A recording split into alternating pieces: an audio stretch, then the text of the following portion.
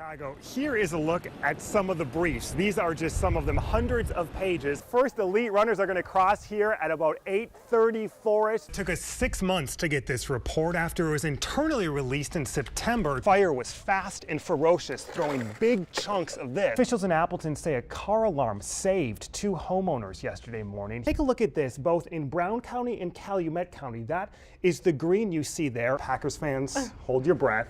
Okay. He's a Falcons fan, so hence the name Bird Bath, the Atlanta Falcons.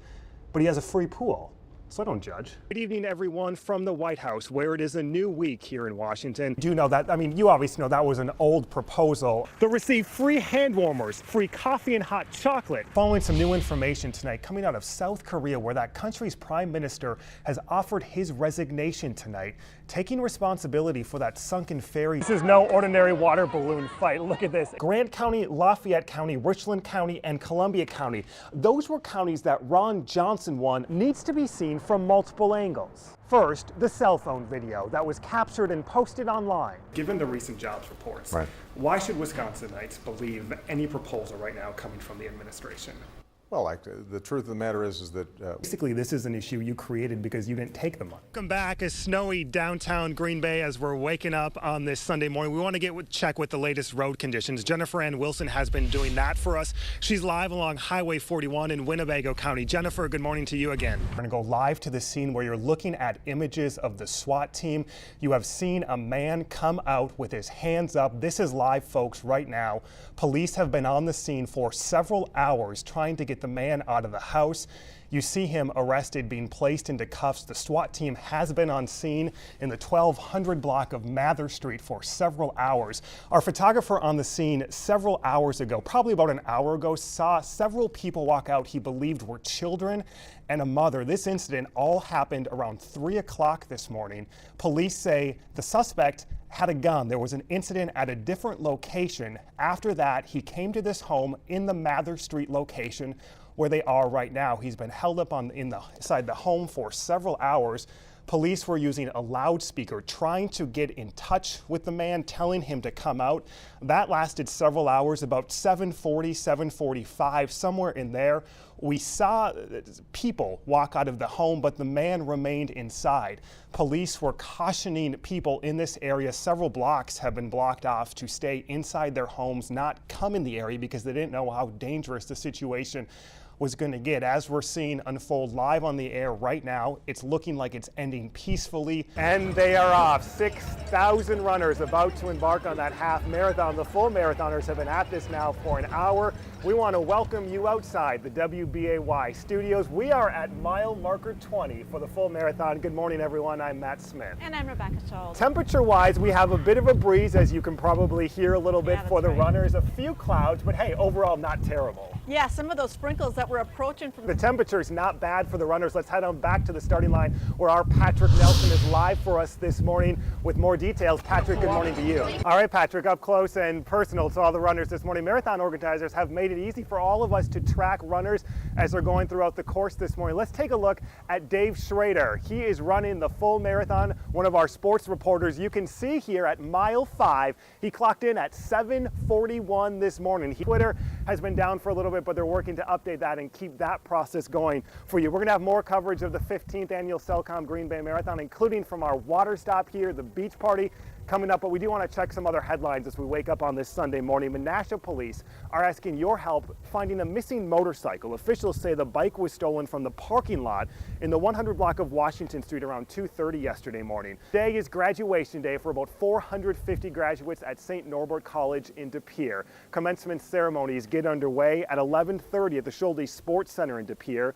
A live broadcast of the ceremony will be available on the live stream website. Nearly 100 Wisconsin veterans are in our nation's capital, Washington, D.C. this weekend, being honored for their service. Let's take a look at some of the video. The vets departed on a Freedom Honor flight from La Crosse yesterday. That trip took them to the World War II Memorial and the historical monuments in our nation's capital. They're going to arrive back home tonight to a crowd of cheering fans. This is the 13th Freedom Honor flight since the program's start back in 2008. We're going to have much more live coverage from mile marker 20 and the start of the Cellcom Green Bay Marathon and Half Marathon. Our beach party is just getting underway.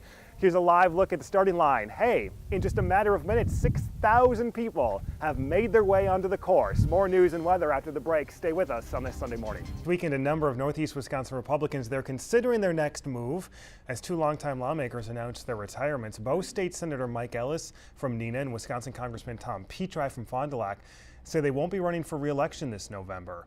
Ellis was recently the target of secretly recorded videos showing him discussing the creation of an illegal political action committee to attack his Democratic challenger. The 73-year-old says he was already considering not running for re-election after listening to other senators retire, but the video, he says, was the tipping point. Oshkosh police say a 5-year-old child is seriously hurt after being hit by a car. The incident happened just before 6 last night in the 300 block of Foster Street.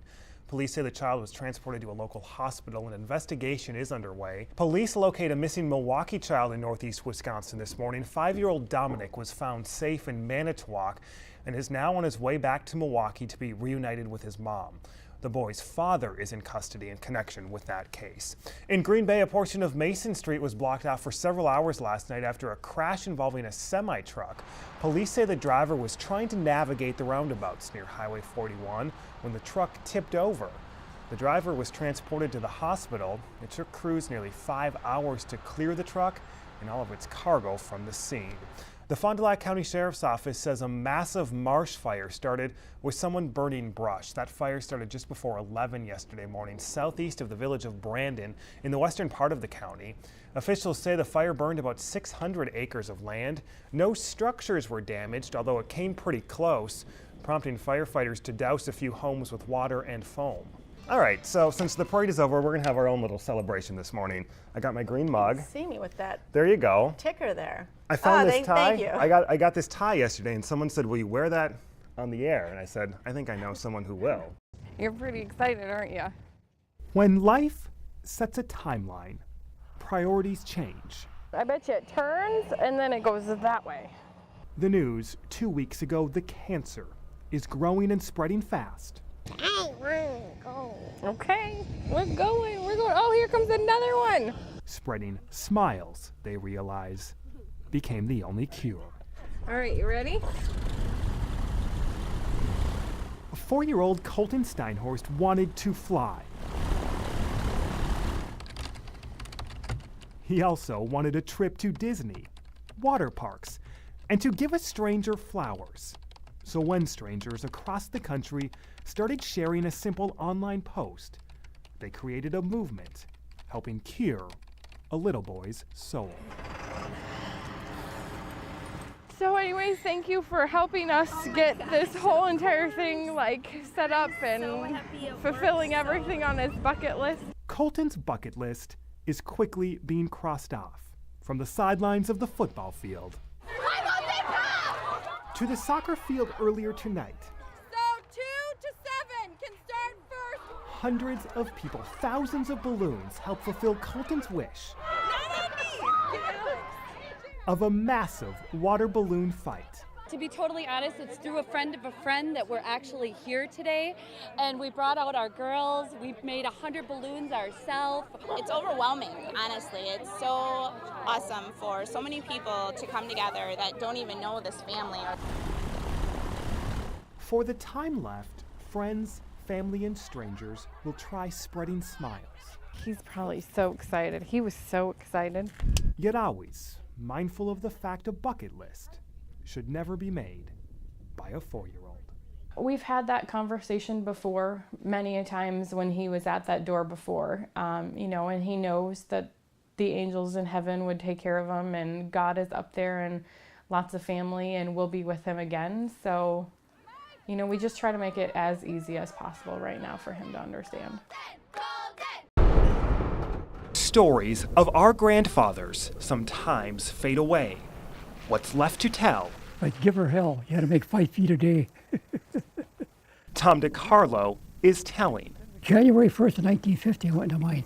The 86-year-old miner dresses in the best of times. I tell him what I went through to raise my 3 boys and my wife and pay my bills. I went underground to work. He dresses for the best of times because Iron County has seen better days. Two of my grandfathers, both my grandfathers, 6 of my uncles all worked in the iron mines. Like many along the Gogebic Range, Leslie Colasar's long lineage starts and stops here. We're old, and we're poor, and we're few in number. The trains no longer stop outside Hurley, the county seat. Decades ago, trails replaced the tracks that once shipped hundreds of millions of tons of iron ore across the country. The minerals, once rich in prosperity, left only as a guide. But see, these guys got smart. They got out of here. Census data shows the drop when the mines brought more than 10,000 people in the 40s. Then the decline from 8,000 to 7,000 to 6,000. Then in 2010, Iron County's population dropped below 6,000 people, less than 6,000 in the entire county. Maybe we kind of knew it, but when the real numbers hit you, it's like, oh, that hurts. The elementary school in Hurley sees some incoming classes in the 30s. Not many more graduating in the high school, sometimes half the size of their parents. I want you to raise your hand if you think you will see yourself in this area in 10 years. 2 of you. Our greatest export here is our youth, my family included. There's a lot more jobs in the cities than there is back home.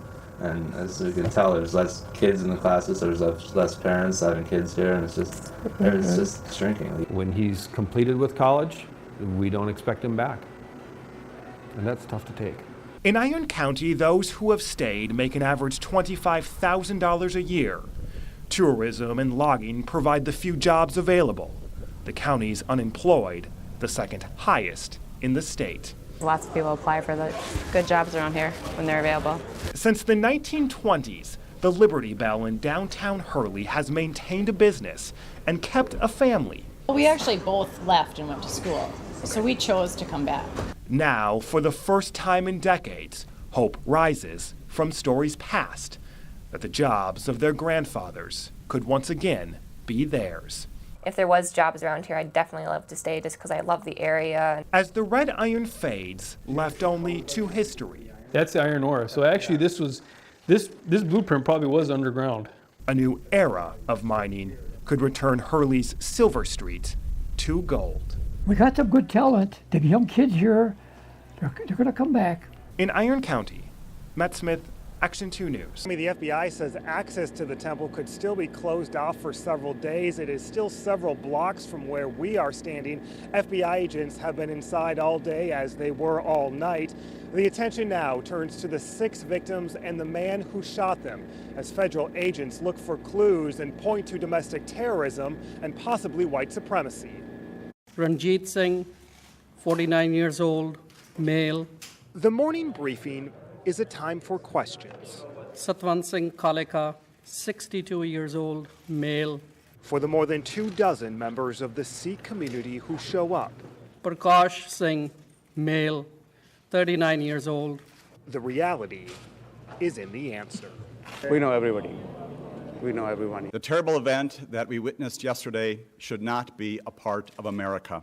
Police tell of 40-year-old Wade Michael Page trying to kill more, acting alone and shooting Oak Creek Police Lieutenant Brian Murphy up to 9 times. The officers did a officer rescue, provided cover, and carried him to a squad and got him out of the scene, even though he was trying to get them to go into the temple. Federal authorities reveal Page used a 9mm handgun, which was bought legally, saying they're working to interview anyone who knew him.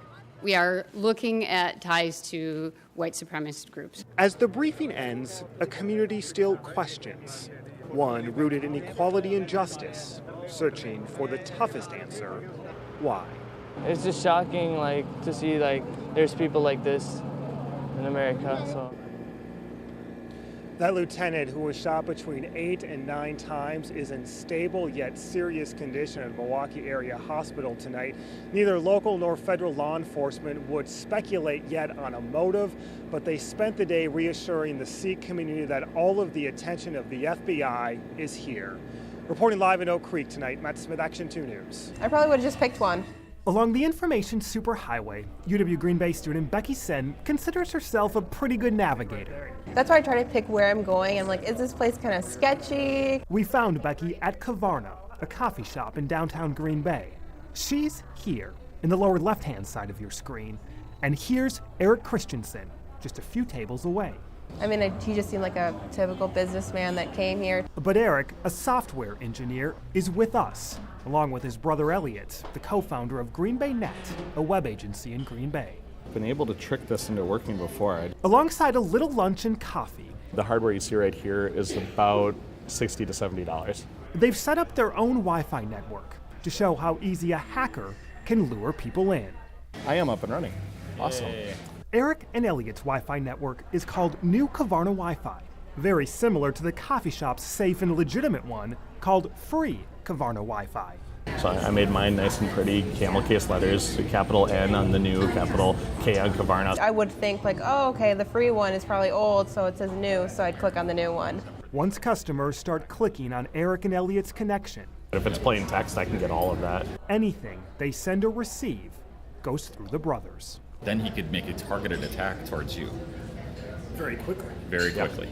And they do. Within Eric and Elliot's network are fake websites like Facebook. Here's what happens. So if I am Joe user. When someone tries logging on. At gmail.com and I hit log in. Yeah, it doesn't matter how good your password is either. So it attempts to log in and it's going to go to this failure page here. The username and password wasn't sent to Facebook. It was sent to this little box. As soon as they log into Facebook, I got them. And you can see I started out most of the email address, but this is the joeuser@gmail.com. In about a half hour on a Saturday afternoon, Eric and Elliot had more than half a dozen usernames and passwords. The program they created automatically erased most characters. Real hackers wouldn't have. Oh, it's criminal right away. So I mean, if we actually took these, if we collected these passwords and didn't star them out, that's illegal. The hacking you just witnessed wasn't done in a secret basement or government agency. It's a credit card sized computer. It was, as Becky put it, by that typical business guy, a few feet away. Yeah, that's what I'm having trouble with. The guys say they could have just as easily created a fake banking website, email, you name it, like they did and you just saw for Facebook. We want to thank Kavarna for allowing this test in their coffee shop. It leads to Eric and Elliot's first tip. Verify and trust the establishment's Wi-Fi. A lot of stores and restaurants post their network's name. And here's another simple tip. Look at the website's name right here. Make sure it has a little security icon and that the letters start with HTTPS.